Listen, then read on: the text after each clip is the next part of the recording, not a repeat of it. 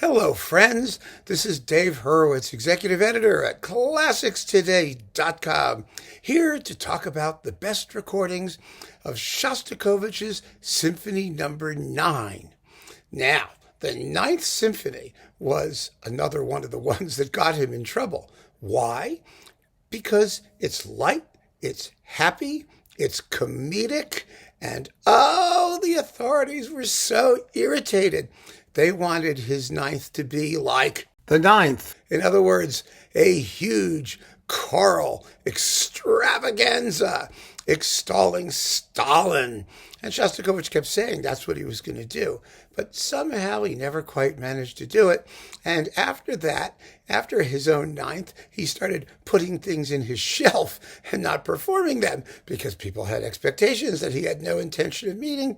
And fortunately, in 1953, Stalin dropped dead, and Shostakovich was able to unearth the things that he'd been working on all along. His own line about the Ninth Symphony was that audiences will enjoy listening to it, orchestras will enjoy playing it, and the critics will hate it. And that was basically what happened. But, this symphony is an enormously sophisticated and witty little symphony. It's only about 25 minutes long in 5 movements. It's formally perfectly clear. It's actually structurally, in the widest sense, very, very interesting. And we're going to talk about that in a minute. But one of the things that I think is so interesting about this is that, discussions of Shostakovich, and I've said this before, are so busy worrying about biographical trivia and non-essentials and the political, socio-cultural, environment in which he had to work, which is fascinating. It really is. That the music somehow gets lost in the shuffle as often as not. But the fact is, this is a piece of music that is as sophisticated motivically and which uses the identical techniques that we are talking about in our Haydn Symphony Crusade. It does exactly what a classical symphony does. And believe you me, Shostakovich knew it, and he knew that nobody was ever going to notice or say anything about it. But we are going to pick it apart just a little bit before we get to the recordings, because I just want you to understand just how classically symphonic Shostakovich is, even though the external form, which is in 5 movements, is actually quite unusual. The symphony begins with a standard sonata allegro movement, a perfect little sonata form with a first subject and a second subject and a development and a recapitulation, and a very funny recapitulation, by the way, where the trombone doesn't remember how to introduce the second subject. It's very, very amusing, but you can hear it for yourself. The humor is very broad and easy to follow. Then a pensive, extremely chamber-like slow movement, and then 3 movements all joined together. Now, if you've been following these discussions of Shostakovich's symphonies, there is another Shostakovich symphony in 5 movements, the last 3 of which are joined together. Actually, there are 2 more.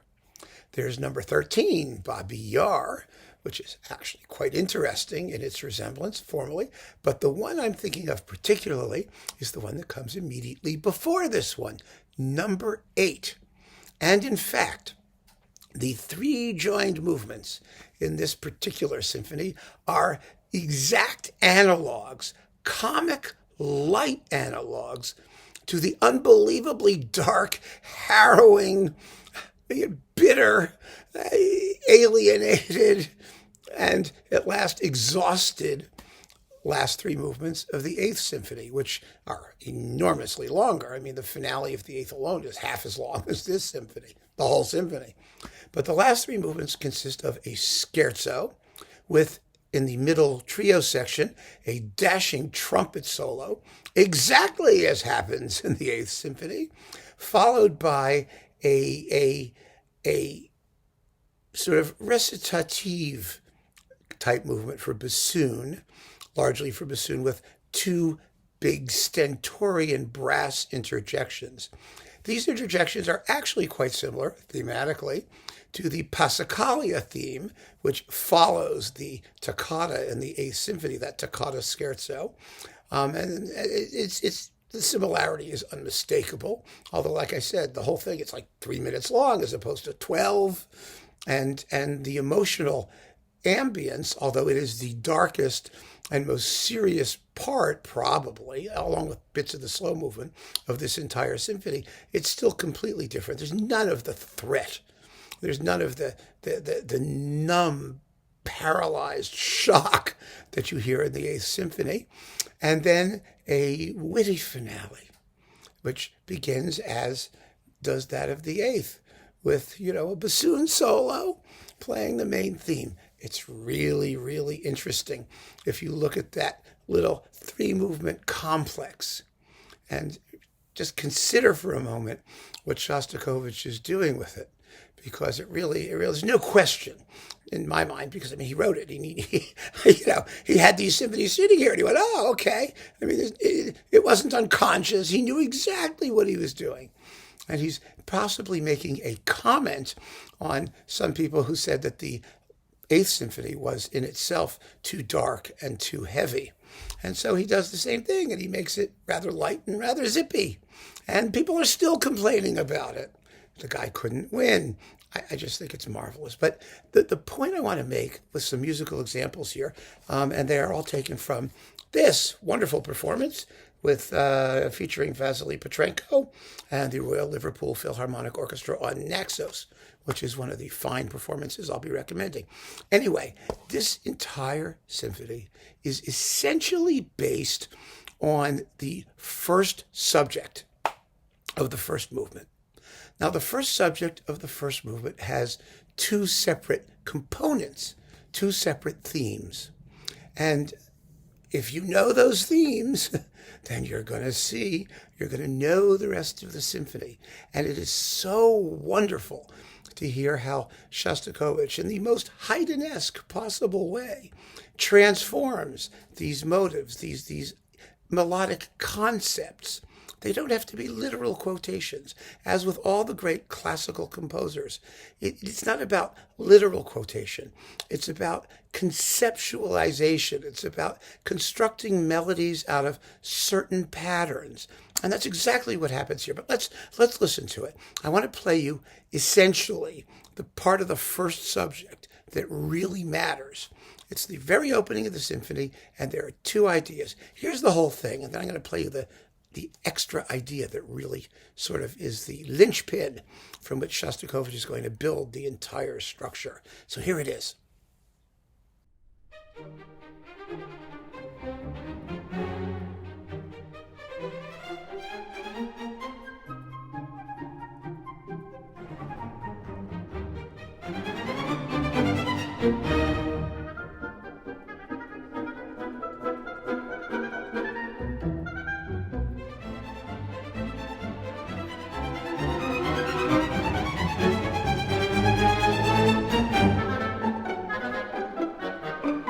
Delicious, light, fluffy, charming.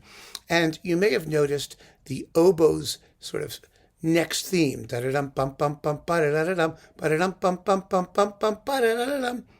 the one that the entire piece is based on. Here it is the way Shostakovich actually wrote it.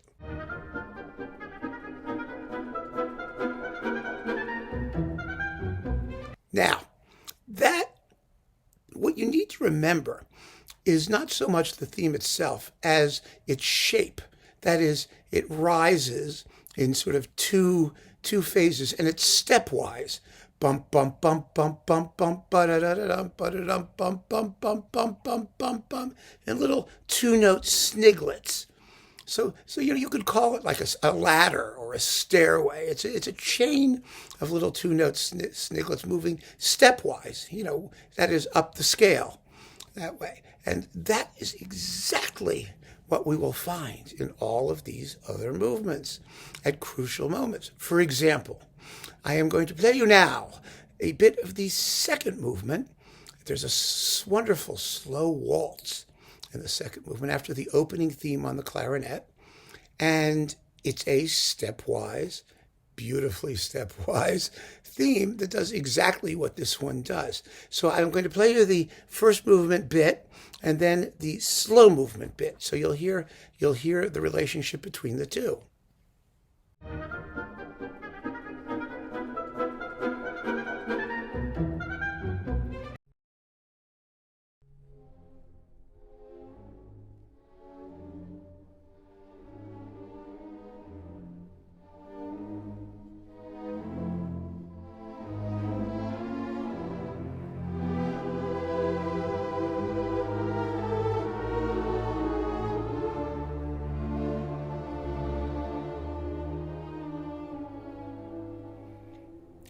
You get it?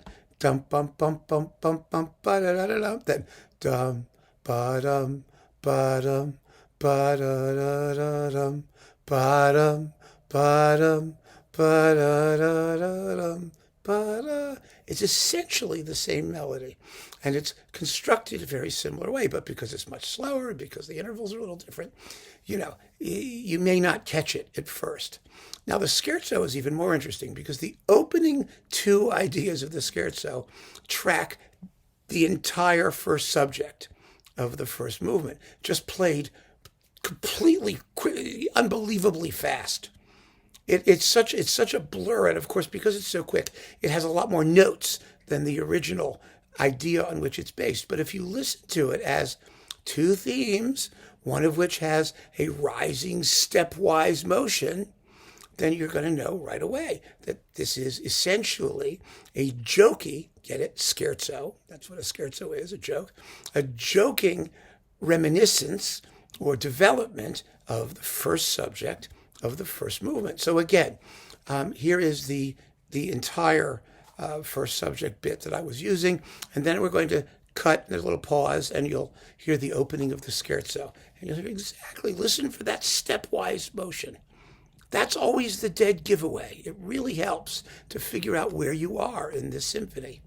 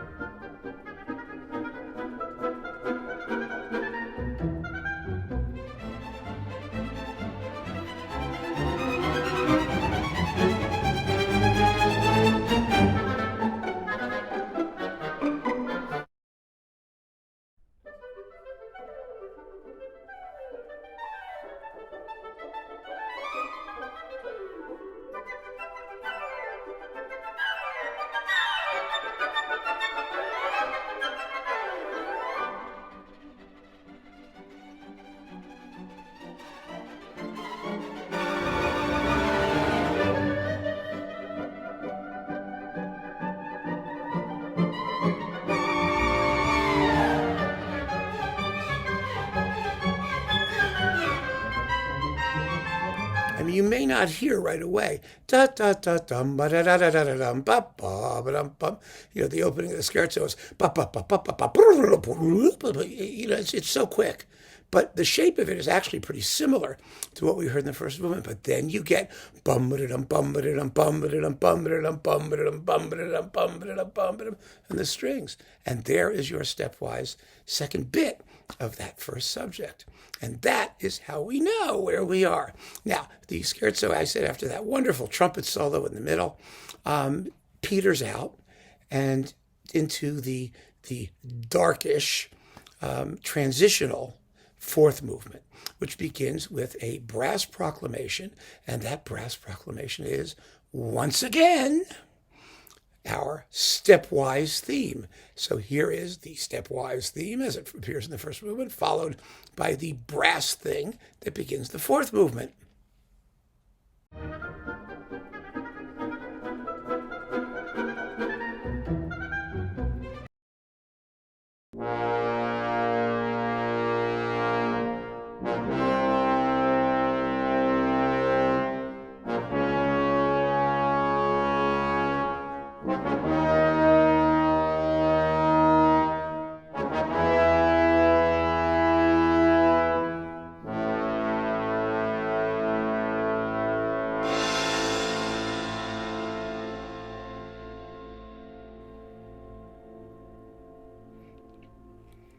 By now, you should be really getting the sense, right? That just about everything in this symphony is based on themes, stepwise themes, based on little two-note sniglets.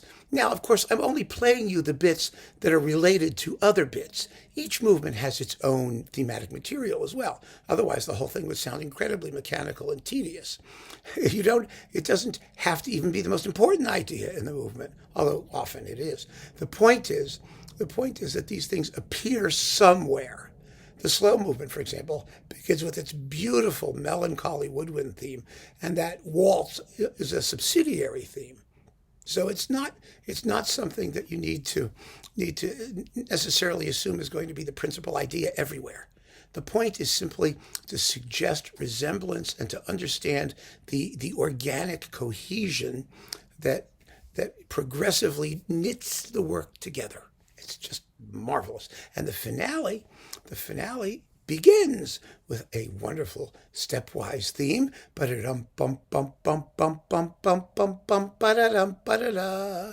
Ba-dum bum bum bum bum bum bum bum bum ba-da-dum ba-da-dum, which is very close, probably the closest of all the tunes to the actual sound of the oboe tune in the first movement's first subject.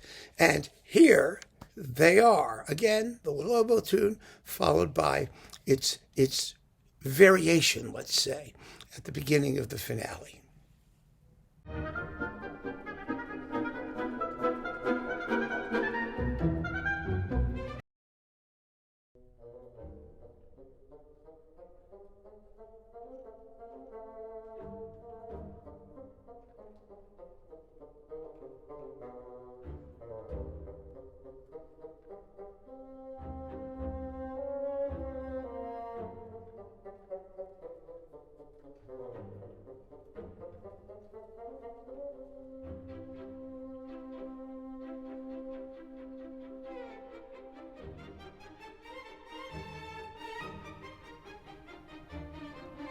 So there you have it. I mean, this is precisely the kind of thing that we're talking about in our Haydn Symphony Crusade. And we hear in these Haydn symphonies, this is what symphonic writing really is. And it's always important to stress that one of the reasons we still listen to Shostakovich is not because he had a tortured, horrible life under Stalin. I mean, everybody had a tortured, horrible life under Stalin. We listen to him because he was a true symphonist in the classical meaning of the term. However incredibly intense and passionate and fabulous his symphonies may be for other reasons, ultimately what gives them their enduring value is their ability to withstand repetition and the intense emotion that they convey because of the way that they're constructed. Because they're not loosely knit, blobs of music. They are intensely, seriously, masterfully assembled bits of emotional expression. And just the way the great composers did it, and Shostakovich is one of them. So I wanted to really share this little aspect of the ninth with you because I just think it's so wonderful. I mean, I've said it before, I'm a form whore. You know that. I love anything that has to do with form. I think it's so fascinating, especially the kind of audible form that lies right there on the melodic surface of the music and which nobody ever talks about. I mean, people will talk about, Schenkerian analysis and substructures and urlinia and all this, all this very complicated, abstruse stuff. But what makes this music great and which makes all great music great is the easy audibility of the most sophisticated ideas. And I just can't stress that enough, especially to those of you who may be coming to this music for the first time or who are beginners listening to classical music. It's not that complicated. I'm telling you. It will reward as much time as you want to put into it, and the experience of listening repeatedly and listening carefully is going to give you all the education you will ever need. And I mean that from the bottom of my heart. And having said that, let us talk about the recordings. So we've already discussed the Petrenko here on Naxos, which is marvelous. I have to say, the Ninth Symphony has practically no bad recordings. All of them are good. All of them are pretty good. It's music. It just plays itself. It is never, I can't remember one that's just awful. I mean, there's some I like better than others. And so I've chosen 7 that I particularly enjoy. I enjoy because they seem to be full of personality and, and character and wit. And those are the things I look for in this music, and really wonderful interplay of timbres. I mean, those kinds of things. But you may have your own that you like just as much, and you're fine. It doesn't, you get a Shostakovich cycle, it has the ninth, it will be fine. It really will be. I mean, I can't remember hearing a performance that I didn't find enjoyable and successful on some level. So Petrenko is one. Next, Maxim Shostakovich with the Prague Radio Symphony or the Prague Symphony. The Prague Symphony Orchestra on Superfon. This is really a very good Shostakovich cycle in many respects. The orchestra is Eastern European and very Slavic sounding. And I have to say, in a work like the Ninth, where you get those interesting sounds from the horns or from the woodwinds, it's wonderful. It's absolutely wonderful. And this is a lovely performance of it. So that one's very good. Also very good, and this one may surprise you, is Rostropovich. Rostropovich, he's on again, off again in this music. And it's not that he doesn't have the conviction. I just think sometimes he's just a little heavy-handed. But I particularly enjoy his first movement of this symphony because it has a certain naive clunkiness, let's just say, which I find very funny. It's a very, very successful performance in realizing, I think, the music's sort of that gawky humor that Shostakovich could do marvelously. And Rostropovich really, really brings it out. It's a fantastic performance. So that's that one. Next, let's see. Oh, yes, this is great fun. Nimi Järvi with the Scottish National Orchestra. These are great performances. They really are. They're all really good. All of his Scottish National Shostakovich was wonderful. It's such a pity that the last batch were done on Deutsche Grammophon because they will never the twain shall meet, I suspect. It would be great to have a complete Shostakovich cycle with the Järvi because almost everything he did was very, very good. But I think these Scottish National performances are better on the whole than the DG ones he did in Gothenburg. And this ninth it's perfect for Järvi. He just lets it rip. It sounds like it's playing itself, and it's like a mischievous little critter running around being chased by your pet cat, something like that. It's just delightful and very well recorded, and it's full of charm and gumption. That's the word, gumption. Now here's one you may not pay any attention to, but you should. This is the Russian National Orchestra under Yakov Kreutzberg on pentatone. And this part of pentatone has also a cycle with all kinds of different people doing it. Pletnev did some, Berglund did some. And this is a really fine coupling of numbers 5 and 9. 5 and 9 often come coupled together because they fit timing-wise. They fit very, very well. And I really, really enjoy this performance. Kreutzberg is a good conductor, a good, solid conductor who I think really gets under the skin of this music. And it's beautifully played and wonderfully recorded. And it's a performance that I just don't think should go by the wayside. The Russian National Orchestra isn't always the most characterful group, but they play wonderfully here. And really, I find it to be a very effective performance and a very, very good recording. So that's worth considering.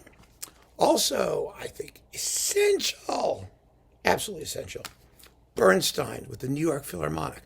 Now, this is his first. He did 2 of them. His second one was with the Vienna Philharmonic, coupled with number 6. That is a disc I have never liked. First of all, the 6th is sloppy. The cymbal player comes in a bar early at the end of the finale, which is kind of annoying. And beyond that, the sound is very dry and unpleasant. And the recordings, the performances are just heavy-handed. The orchestra sounds really rather uncomfortable with the music. Whereas here with the New York Philharmonic, they are absolutely in tune with it. Bernstein used this symphony in one of his talks, in one of his young people's concerts about humor and music. And he really gets the jokes, and he makes sure that we get the jokes. And that's what's really important. That's what I want to hear. So this is a beautiful, beautiful disc. And it comes with the wonderful New York Phil first, New York Phil Shostakovich 5, which is also a fabulous performance. So this is a great disc, absolutely great disc. But, however, my favorite My all-time favorite Shostakovich Ninth. This may be hard to find, and I really hesitated to say it because I don't want to inflict on you something that you can't get. And I have to tell you, any of these 7 are marvelous. They'll get the job done. But personally, the one that I just treasure is this one on Praga, featuring Zdeněk Kozler and the Czech Philharmonic. And it is just the most wonderful, wonderful performance. It's a live Czech radio broadcast recorded in 1967 in Prague. And I got to tell you, the sound is great. It sounds just terrific. It's good stereo. And the playing of the orchestra, oh my God, it just has so much personality. I mean, for the principal trumpet in the finale alone, this is worth hearing. Now, it's coupled with the Mravinsky Leningrad Shostakovich 5 that I guess he did in Prague. Yes, they did it in Prague in 1981, and it's completely uninteresting and irrelevant because there are about 12,000 Mravinsky Shostakovich fifths bopping around, and it's neither his best nor his worst nor his best sounding, and I couldn't care less about it. For the 9th, this is amazing. It's absolutely amazing. The most rambunctious, characterful, clear, it's just crisp. Everything about it is just so right. And Kozler was a fine, fine conductor that we don't hear enough of because he spent his career, behind the Iron Curtain. And if you can get your hands on this 9th, give it a listen. It will change your entire conception of the symphony. Yeah, maybe not, but you'll have a really good time. And that's the point, isn't it? You'll have fun. So keep on listening, folks. Thanks so much for joining me. Take care.